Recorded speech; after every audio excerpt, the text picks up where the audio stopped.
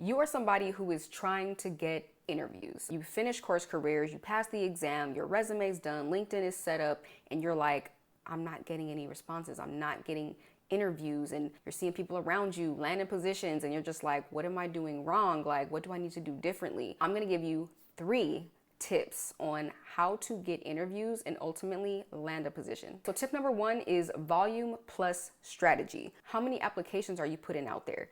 You need to have a lot out there. This isn't gonna be much strategy. You're just applying to a lot of jobs, okay? Not thinking too much about it. It's just fill out the information, apply. Fill out the information, attach resume, apply. Pick a number.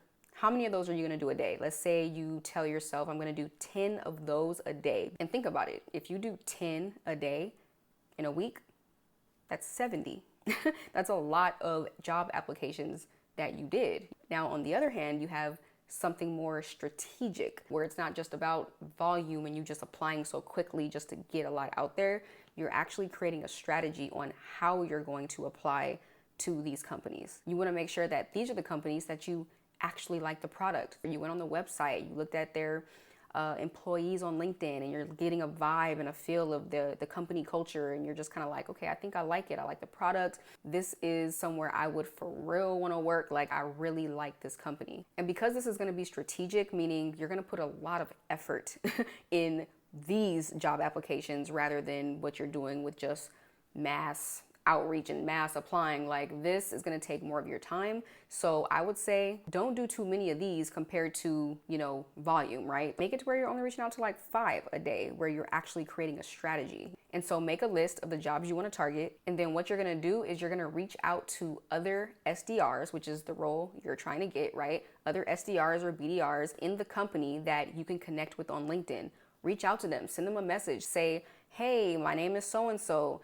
I am interested in working for this company. What was the hiring process like for you? How long have you been there? Like, be friendly, get to know them, because these could be your future coworkers, and you can always ask for a referral. So you just want to show that when you want something, you're not afraid to speak up, you're not afraid to connect, and don't just connect with the SDRs, connect with the hiring managers, the sales manager. Like, write them on LinkedIn and introduce yourself. Like, just be friendly, like their posts, like their videos and what they're talking about, like engage with them in the comments. Like, this is how intentional you have to be, and I'm telling you, it's going to make a difference. Tip number 2 is your LinkedIn and resume. Make sure you are constantly updating your LinkedIn and your resume. You want to make sure that your LinkedIn is polished. If you got to go in and edit something, add skills, update the education on there when it comes to maybe different trainings that you're taking. I would say in the meantime, while you're applying to jobs, be doing a lot of these free trainings out here for tech sales. Like, there's so many free trainings out here that you can do when it comes to like how to run Salesforce or different CRMs out there, right? Or different sales engagement softwares or sales data softwares. Like, what you want to do is add this information to your LinkedIn, whether you're posting about it or adding, the skills in the education section. You can make posts saying, attended this conference or this workshop that taught me how to fill in the blank. Anything that pertains to broadening your knowledge and education or skill set when it comes to the job, make sure you are doing those things and that those things are reflected on your resume and your LinkedIn. Tip number 3 is creating your story. You want to build your story surrounding what hiring managers think is important and what they care about, which is, do you understand tech sales? Do you understand the job? Do you understand what your role is going to be? Do you have just a basic understanding of what you're getting yourself into? Because a lot of people that have a sales background think, I know sales, I'm going to flourish in tech sales. They probably know B2C sales, business to consumer sales. This is business to business sales.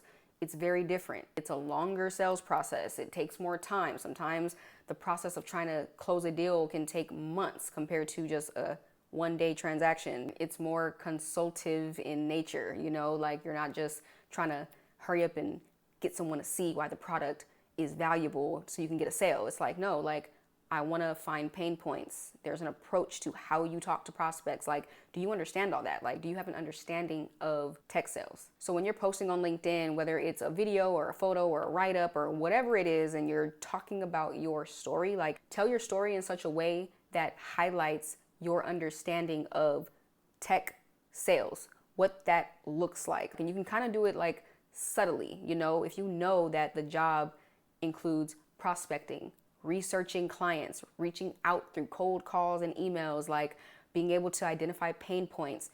Tell your story, any past experiences that you have, and highlight those things. Also, for example, when it comes to getting new customers, that's the point of our job, right? That's what hiring managers care about. Hiring managers want to know, are you going to be able to talk to people on the phones and email them and connect with them in such a way and use your skills in such a way where you can bring in new customers, where they purchase our product and they're using our technology? That's going to result in the revenue of a company. You're helping to bring in money. So build your story around that. Think of any past experience where you were able to raise money, or you had an idea or something that contributed to the growth of fill in the blank, an old job you worked at, maybe some kind of team you were a part of, or a program where your ideas or skill set is what brought that company in money. Another thing that hiring managers care about is churn.